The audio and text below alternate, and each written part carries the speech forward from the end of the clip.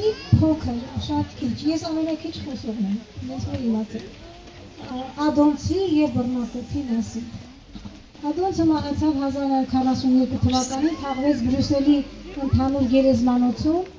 հետ պատերազմյան տարիներին գերեզմանոցը քանդեցին և ով որ տեր ուներ արտաշինվեց։ Ադոնցը ընտանիք չուներ և մինչև հիմա մենք չգիտենք որտեղ է թաղված նրա մարմինը։ Բայց ես գիտեմ, որ նրա հոգին է ստեղը։ Ամեն պահի ասում եմ երեխեք, մենք իրա երեխաները։ Անձաները հիշեն, գյուղ գնանք, պարզապես իրենք բռնակոթ են։ Երբ եվրոպական մամուլը գրել էր, որ Ադոնցը ծննդով Զանգեզուրի կողմերից էր, ինքը շատ վիրավորվել էր ասել։ Ես ծնվել եմ Զանգեզուրի Սյունիքի բռնակոտ գյուղում, իմ հայրենիքը Սիսիանն է։ Հպարտանանք նրանով ավելի մեծ հայ, քան Ադոնցն է։ Զանգեզուրը չի տվել, Ադոնցը աշխարհահռչակ է։ Ադոնցի և մեր դժբախտությունն նրանում է, որ նա հայերեն չի գրել, որ նա հայրենիքից հեռու է ապրել, և մենք նրան շատ քիչ ենք ճանաչում, դա մեր դժբախտությունն է։ Ես այսօր խնդրել եմ, պատիվ ունեմ, ինչպես միշտ մեր հյուրն է բռնակոթի դպրոցը, իմ շատ սիրելի Դոնոր Ասրյանը, իր երեխաների հետ, խնդրում եմ համբերություն ունեցեք, մարդիկ եկել են, որ մեզ շնորհավորեն, լսենք իրենց ելույթը։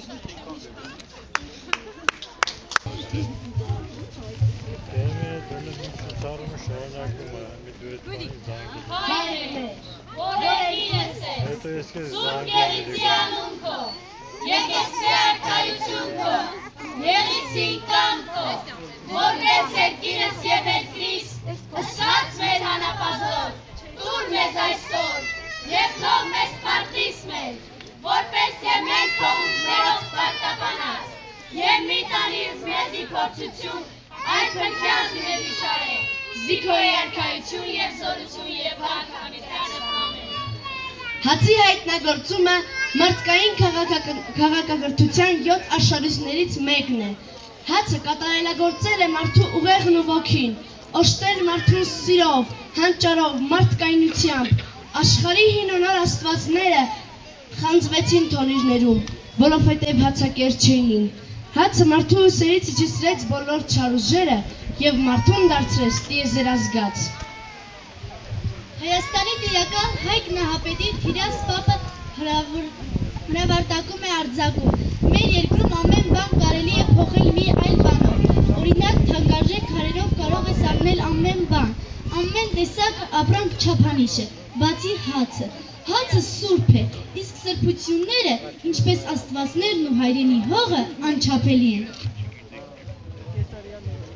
Վահագնի և Աստղիկի հարսանիքի ժամանակ Արամազդը հարսի ուսին սպիտակափար լավաշ գցեց, Փեսայի տուն գնալուց լավաշը ընկավ հարսի ուսից, Աստղիկը դա չնկատեց, Արամազդը նկատելով շատ զայրացավ և նրան ասաց. հացը գետնին գցողը իրավունք չունի կին ու մայր լինելու, և այդպես խաթանվեց նրանց ամուսնությունը, Աստղիկն ու Վահագը հավերժ մնացին սիրահարներ։ Թթխմորը հացի այբուբերն է, մինչև նրա հայտնագործումը հացն անգրագետ էր, դար ու դարեր անխաշ խմորը թոնրի պատին չի կպել, ընկել է մոխրի մեջ ու դարձել կուտ, հետո մարդը գտել է հացի մերանը, խաշը և դրանից ծնվել է թթխմորը, նրա հետ հայոց աշխարհը լցվել է թոնիժներով։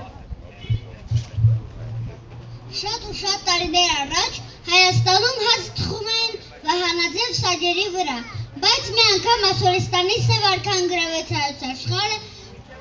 և հրամայեց իր զինվորներին հավաքել բոլոր սաջերը, որ հայերը դրանցով այլևս հաց չթխեն։ Նա հույս ուներ սովի մատնել հայերին և բնաջնջել, բայց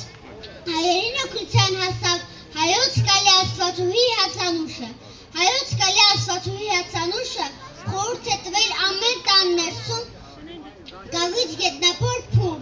թոնիր սարքել և հաց թխել դրանց մեջ, և թոնիրը մինչև այսօր պահում է հայոց աշխարհը և բոլոր հայերին։ Ասում են, լավաշը փրկել է հայոց աշխարհը, Ալեքսանդր Մակեդոնացու աշխարհանվաճ արշավանքն անցնում էր Հայաստանի կողքով, բայց եւ այնպես Եփրատն անցնելիս նա պաշարեց հայկական մի բերդ։ Մակեդոնական բանակը 30 օր շարունակ գրոց ձեռնարկեց, բայց ամրոցը մնաց անառիկ։ Հայերը անձնատուն են լինում, հրամայեցին զորավարին, անձնատուն ինչպես, ասաց Մակեդոնացին, նրանք բերդի աշտարակից ասրափայլ մի լավաշ են կախել, լավաշն ինչ բան է, հայկական նրբաթերթ հաց է,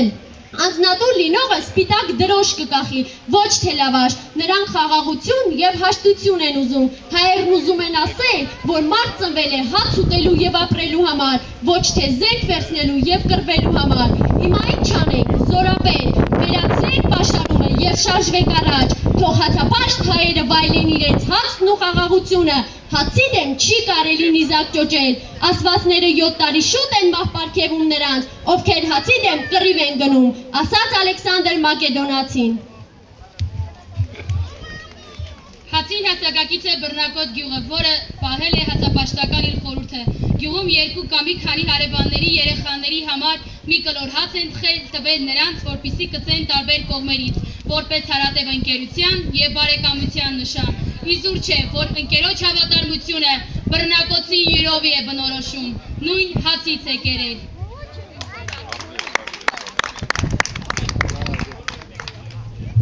Իմ լեռնաշխարհի ցորենն ուրիշ է, հայկական ցորենի լավաշն անուշ է, մեր տանը կյանքից համը չի փոխել, մայրական սիրուց շատ եք հաղթրացրել, դառն արցուկներն են դյուր տվել նրան, փրկել երաշտից հասկերը բուրյան, Արարատ լեռան փեշերին փարված, ծաղիկ է լեռան բույրը անթեղած, մայրիկից թխած լավաշն անուշ է, բույրը դեռ թարմ է սունյաց աշխարհում, մայրիկիս հունցած խմորն ուրիշ է, մեր թորի ծուխն է երկնքում լողում։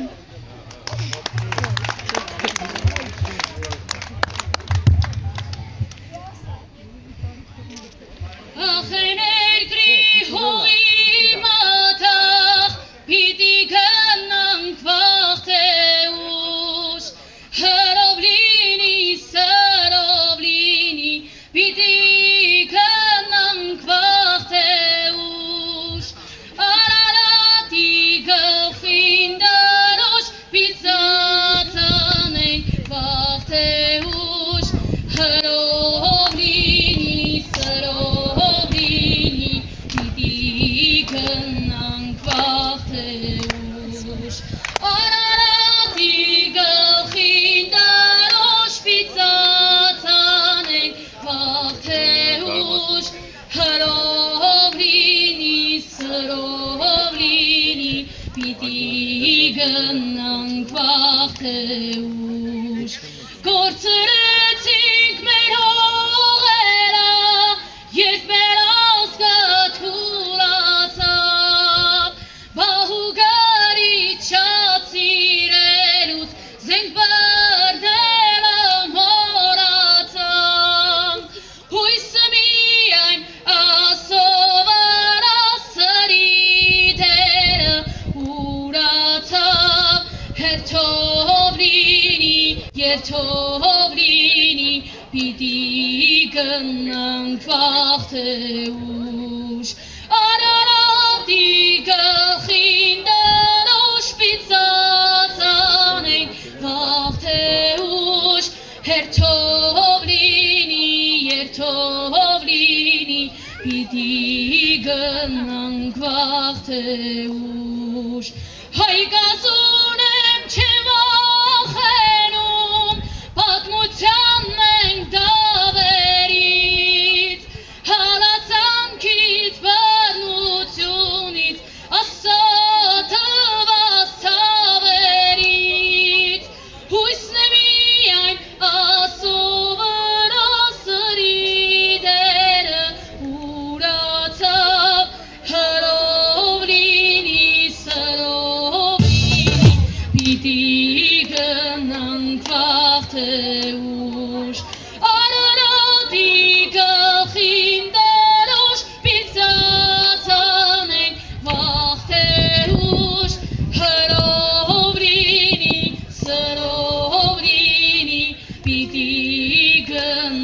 Կյանքվա